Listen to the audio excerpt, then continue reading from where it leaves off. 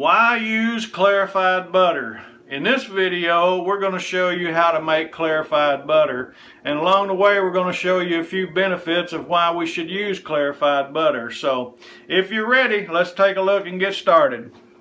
Now what I use is just unsalted butter, and I need to go ahead and fire my stove up here.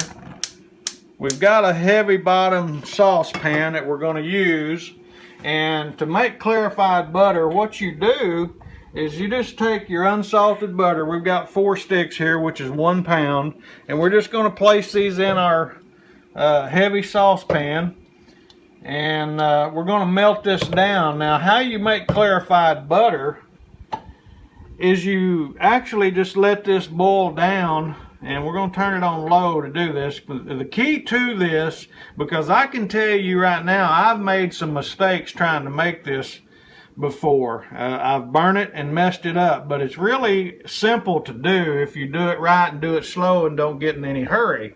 The key to this is leaving your burner on low. And of course I've got a gas stove here. You can do it on a glass top electric or whatever, any kind of stove will work.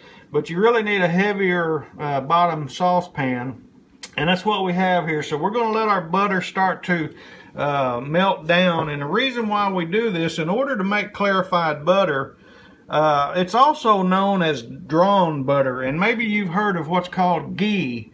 Ghee is very expensive. I looked on Walmart.com the other day, and just for about, I don't know, it was a small bottle, it was like $65 for that. But you can make this easily at home. I mean, ghee and clarified butter is real easy to make. And so what the principle behind this, and what you need to do, is just slowly melt it down. And what takes place is the milk solids that's in butter begins to separate from the milk fat.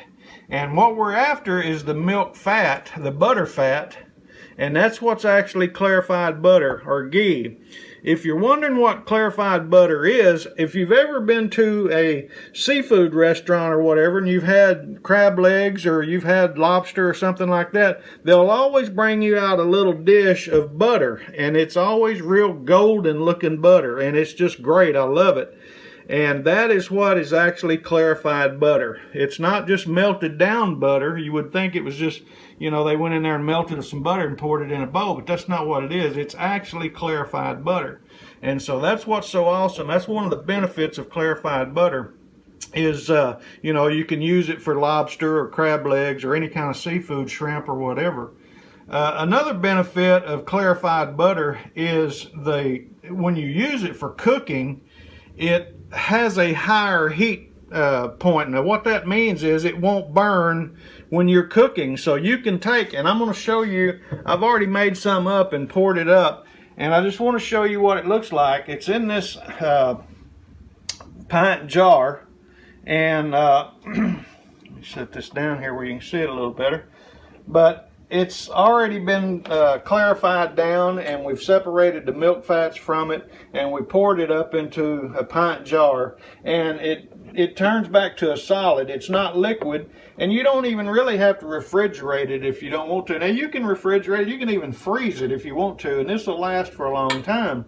But what takes place is you can use this kind of like you would for some kind of grease or olive oil or bacon grease or whatever. You can just take a tablespoon of this and put it in your skillet, and you can saute your shrimp, or you can use it for anything really, and it gives it a real buttery, nutty flavor.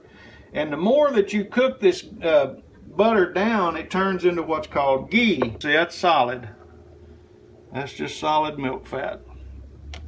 And so that's what we're actually after. So we're going to stir this a little bit as this begins to melt down. Now this process takes you about 30 minutes. So if you have time on some Saturday or Sunday and you want to make your own clarified butter, I suggest you do that because it is awesome. You can pour it on popcorn, or like I said, shrimp or lobster or whatever. You can cook it in any kind of dish, any kind of vegetables, or you can even make buttered steak. And I'm going to be making a video soon about buttered steak.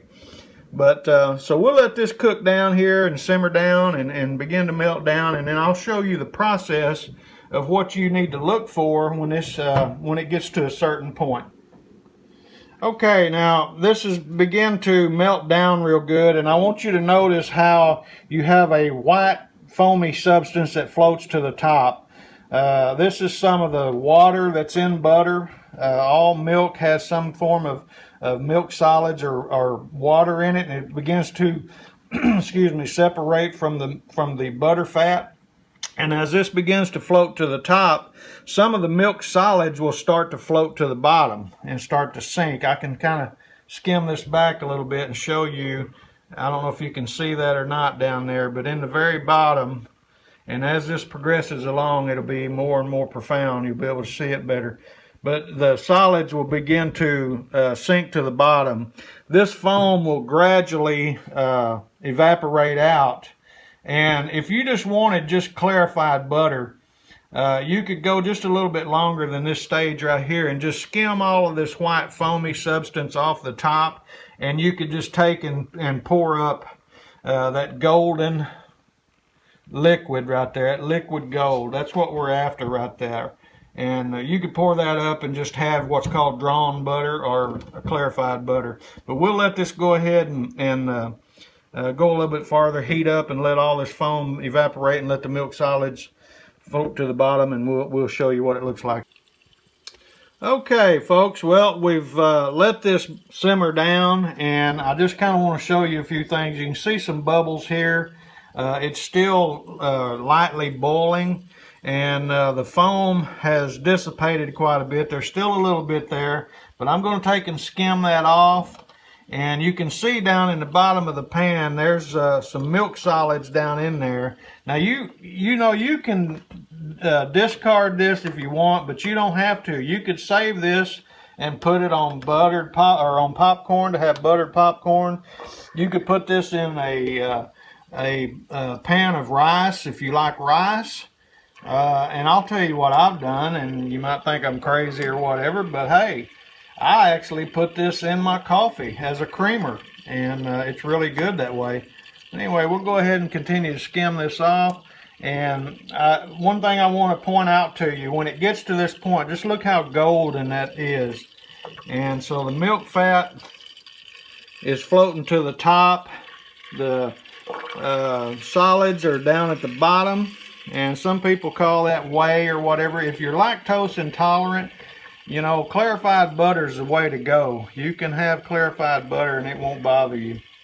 We're going to go ahead and skim this off, and since this is bubbling like this, the stage you want to get to is where it's bubbling, but there's no white foam coming to the top. That's one key indicator that you're where you want to be.